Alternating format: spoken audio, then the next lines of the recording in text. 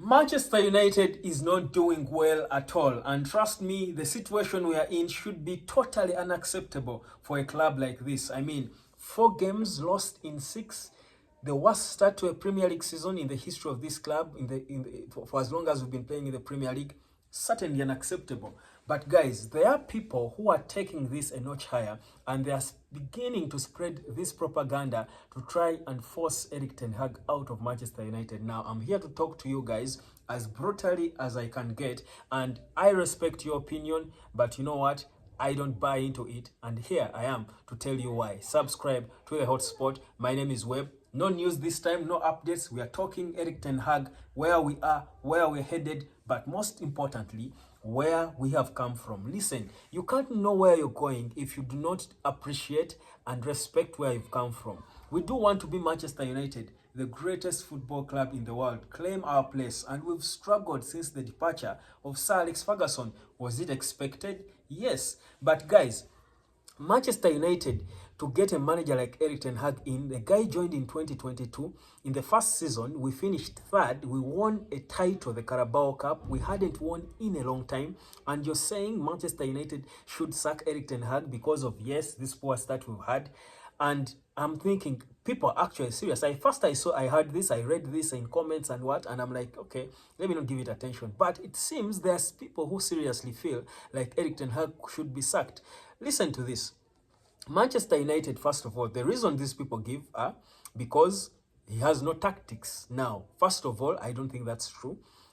Should his tactics be questioned at times? Yes, obviously, and I've said it here. But Manchester United managers have not ever at any one time in life been known for being so tactical. If you want tactical managers, go support a club like Barcelona, Manchester City lately. Support those clubs, maybe Bayern, if you like. Manchester United, to succeed at Manchester United, it's not really about tactics. To be honest, I don't think Sir Alex Ferguson was the most tactical manager ever. I don't think so. Sir Alex Ferguson, even the players who played under him, listen, give me one interview of a player crediting Sir Alex Ferguson for his tactics. Sir Alex Ferguson was credited for his man management. In fact, after Sir Alex Ferguson, we've had better tacticians than him, and they have failed at Manchester United. Jose Mourinho, I think, is a better tactician than Sir Alex Ferguson. He failed at Manchester United. Louis van Gaal is probably one of the most tactical managers of our times, we've seen. He failed at Manchester United. Why? Because Manchester United does not need a very tactically astute manager. Man United needs a manager, someone who has the character. The reason why all these managers I've told you failed at United is because they lacked the character to manage a big institution like Manchester United. Manchester United, just like Real Madrid, in my view, those are the two biggest football clubs in the world by far. Take it or leave it. Now, if you look at the two, they have got similarities. To succeed at Real Madrid and Manchester United, you don't have to be the best tactician. You have to be the best manager, because these are too big. Managing players, managing the institution, managing the fans, the expectations, the owners, the demand, the pressure. The tactics will always, anyone can pass, can shine if they are good man. But Sir Alex Ferguson used to play mostly traditional 4-4-2. No tactic, a clear winger, a left-footed winger, Ryan Giggs on the left, Beckham on the right, 2 strikers, and 2 solid, brutal guys, Keane and Paul Scholes in the middle. Then, some giants and huge, rough defenders, back 4. Nothing tactic about Sir Alex Ferguson, by the way, if you sit back and be honest about it. But he's the most successful manager in the history of football. Why?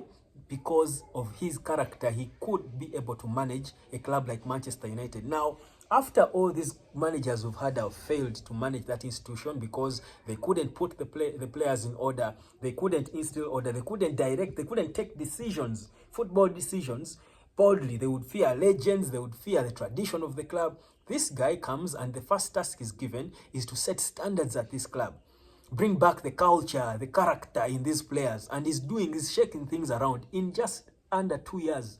In less than 2 years. This is what Erik Ten Hag is doing. Something that managers since Sir Alex Ferguson left have failed to do.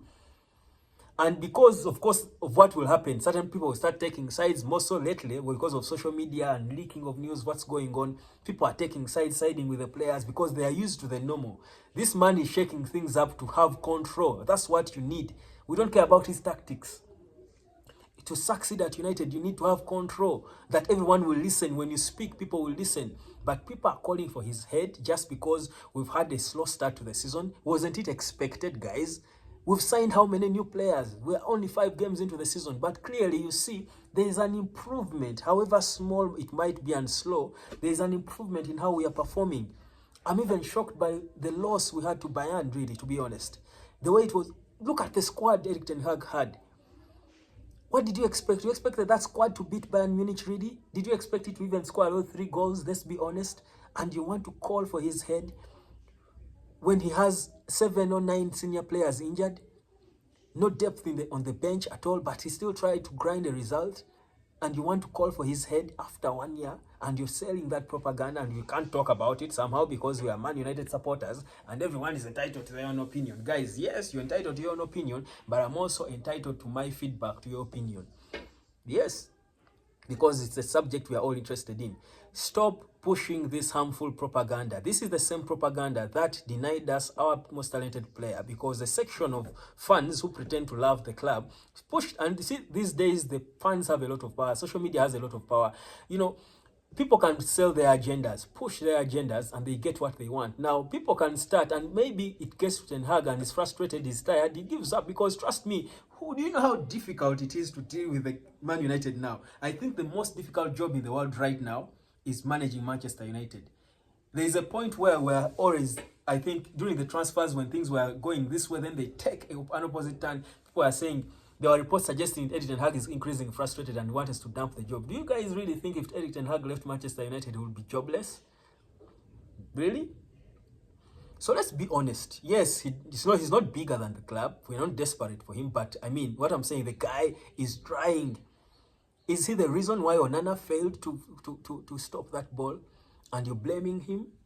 Is he the reason why the defenders failed to close the gaps? These are things we are seeing. Is this the reason why there are so many injured players at the club? He's even tried to change things. We understand he went and poached for the best doctor, I think, in England from Arsenal. He will be joining next year, according to stories we saw. He's trying to get solutions. He let go of Cristiano Ronaldo. Which manager had that character before? To let go of Cristiano Ronaldo, because he was affecting the bigger project. He was seemingly bigger than the club. This man is having control. He's disciplining this boy, Jadon Sancho, for whichever reasons. Will he have signings that may not work, some that may be slow? Yes, all managers, even Pep, has signed players and they failed. Sir Alex Ferguson failed with so many signings. And here you are. These players that Ten Hag is having were never his first priorities. We know this.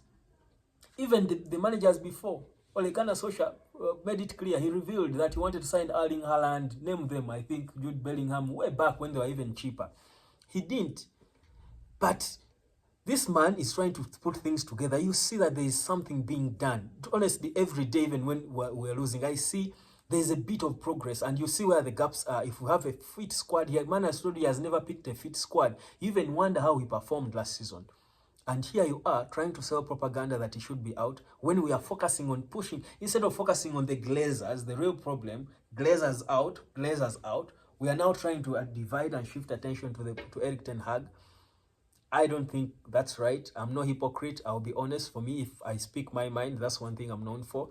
I'm not comfortable with this whole, and I'm not saying anyone will take it, but this is how it starts, guys. In sport, anything can happen. And somehow, before you know it, here Erik Ten Hag has resigned. Why?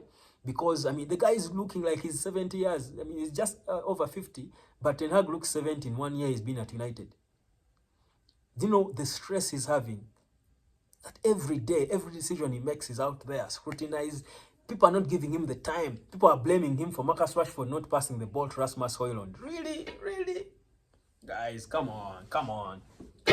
Let's be fair. Let's be honest. Let's focus on United improving. Believe what Ten Hag is doing.